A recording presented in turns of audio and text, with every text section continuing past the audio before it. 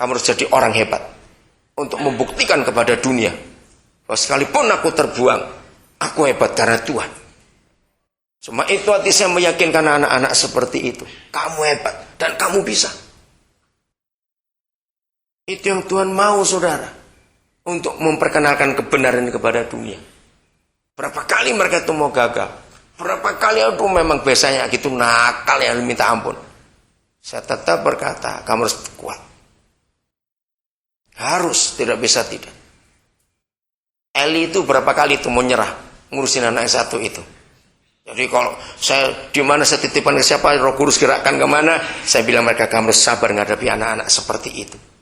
Mereka pasti berontak, saudara, bayangkan. Kenapa aku dibuangkan begitu, bukannya jujur? Kenapa? Pasti mereka berkata, kalau memang papa mampu aku gak mau, kenapa gue gak dibunuh saja? Boleh gak mereka berkata seperti itu?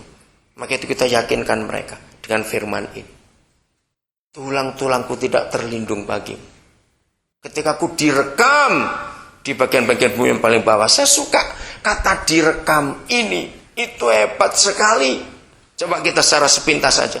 Kalau kita merekam, kita pakai kata kaset, CD juga sama. Minimal melibatkan berapa kaset atau berapa CD? Satu rekaman minimal.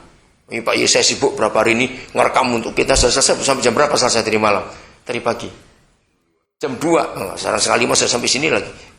Ayo, kalau merekam minimal melibatkan berapa kaset atau berapa CD? 2. Apa dengan apa? CD yang kaset yang apa ya? Master dengan yang kosong. Ketika kita, itu iman saya sejak saya pertama kali ketemu Mazmur 139. Semua kandungan, mau salah maupun benar kandungan itu, Papa tetap merekam. Nah, kaset masternya adalah dia sendiri. Kaset kosongnya adalah kita dalam kandungan itu. Nanti saya akan hubungkan ini dengan Yohanes 3, kelahiran baru. Jelas sekali kata rekam. Jadi merekam itu memindahkan yang mana ke mana? Dari master ke yang kosong. Jadi semua kandungan pada awal mulanya itu baik karena memindahkan diri Tuhan kepada kaset kosong itu. Dan itulah kita. Tapi selama proses rekaman ini kurang ajar setan jelek itu yang coba-coba mengganggu macam-macam. Gak usah takut. Kita pakai teknologi juga, ini ilustrasinya. Mengapa Tuhan berkata, kalau kita lahir baru, itu sama seperti kita masuk kembali ke rahim ibu. Kan begitu? Nah, sama seperti kaset. Ya, kalau kaset itu rusak, suaranya nggak jelas, jangan dimasukkan mesin cuci, malah rusak. Diapakan kaset itu? Kembalikan ke tipnya, betul? Balikkan ke tipnya. Tekan tombol merah. Isinya hapus kosong. Tombol merah itulah darah Yesus. Lalu di kaset tip itu direkam ulang, diisi lagi yang baru. Nah, itu lahir baru, saudara. Luar biasa bukan? Antara Yohanes 3 dengan Mazmur 139. Nah, renungkan. Jadi, kita ini direkam sejak dalam kandungan. Tuhan ingin mengembalikan. Maka itu kekuatan Injil. Kalau kita baca di Roma 1 ayat 16. Injil itu kekuatan Tuhan yang mampu, yang sanggup menyelamatkan semua orang. Itu kata bagus. Kata menyelamatkan, itu memulihkan. Roma 1 ayat 16. Jadi sampai di sini kita makin yakin. Serusak apapun hidup seseorang, kalau dia kembali bertobat, dia akan diapakan? Pasti diselamatkan, pasti pulih. Maka itu, saudara, jangan pernah kecil hati dan patah semangat melihat orang itu kurang ajarnya, rusaknya seperti apa. Harusnya kita semua makin semangat untuk menemui orang itu, untuk meyakinkan bahwa Tuhan itu sanggup. Maaf, ini cuma cerita, jangan saudara pikir negatif. Tanya kepada berapa orang dari pesat cabang mana saja. Saya bersyukur, kalau ada yang bermasalah, larinya pasti ke saya.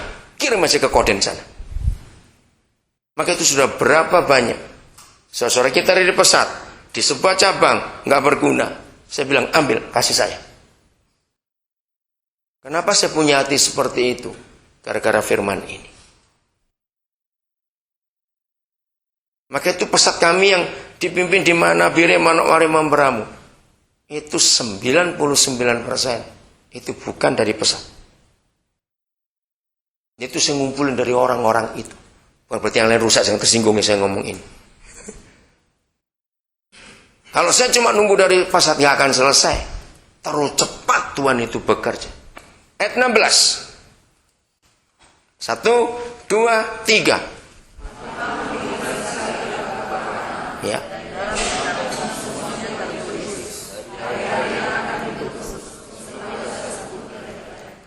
Ini yang paling dahsyat.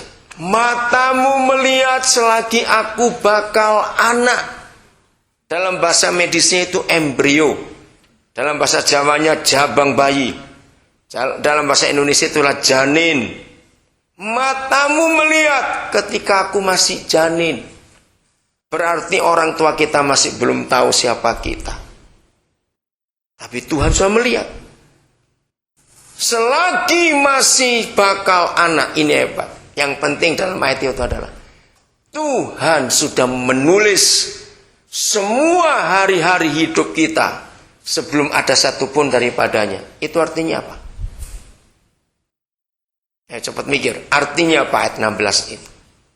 Oke? Karena saudara masih baru bangun jadi belum nyambung semua, saya langsung jawab. Artinya begini.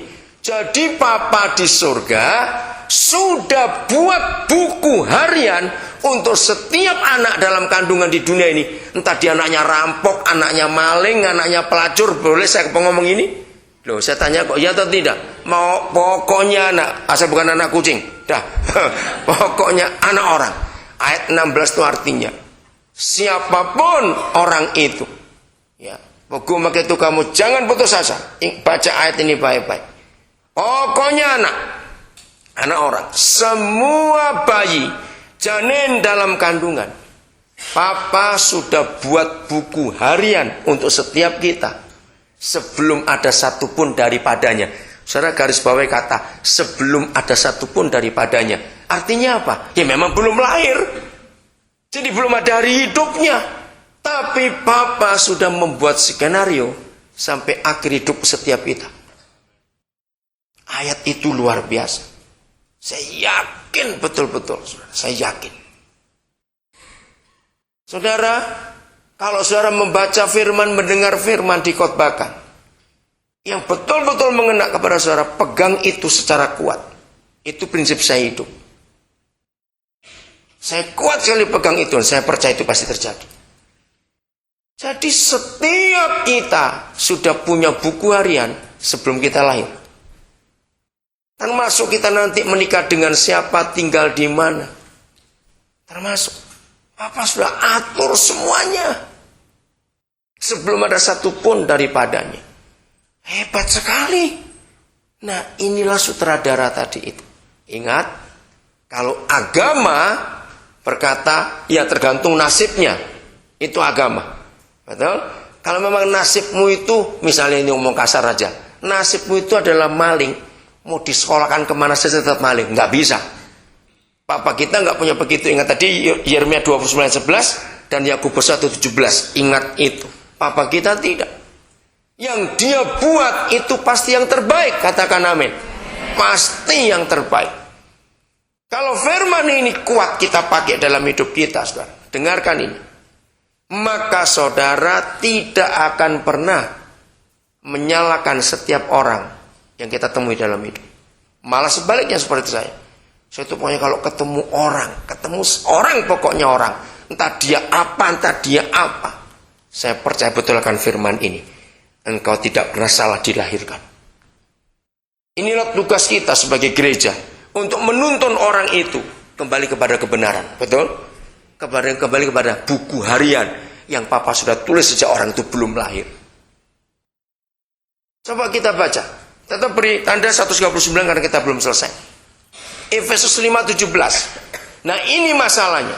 Masalah terberat kita Efesus 5:17. Ya. Salah seorang boleh baca Efesus 5:17. Sebab itu janganlah kamu bodoh. Ya.